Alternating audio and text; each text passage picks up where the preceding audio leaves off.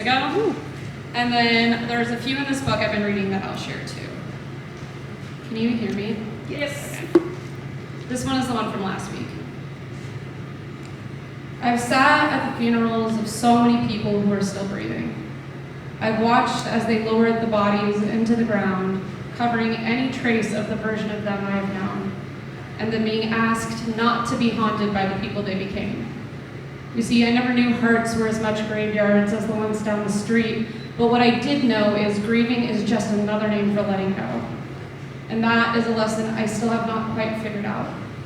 What it means to try and find resolution in the same place it started is no more helpful than trying to pinpoint the second they stopped seeing me entirely, and then having the nerve to question who's haunting who. Maybe it was when my I love yous started sounding more like I'm sorry, and my I miss yous sounded more like a promise. You see, I was never good with goodbyes. Or closed doors or locked windows, every line in the sand washed away with forgiveness. But this is you asking. This is you showing me goodbye. Not in words, but with the eyes. And the eyes never lie, remember. So if this is a eulogy, let me give a proper goodbye.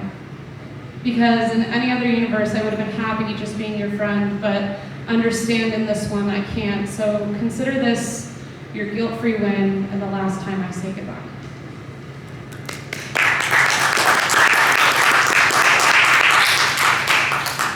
This is the one I wrote like literally 30 minutes ago. I wonder if there was maybe a moment we missed where this could have been something more.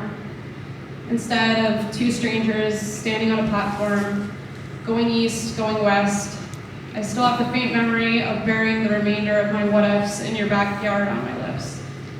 Somewhere between the tree and the shed, they are just begging me to stop rearranging the letters of your apologies into reasons to stay, because there are only so many ways my heart can hold my head hostage. And these ransom letters always go unanswered. It's a miracle I've come back as often as I did.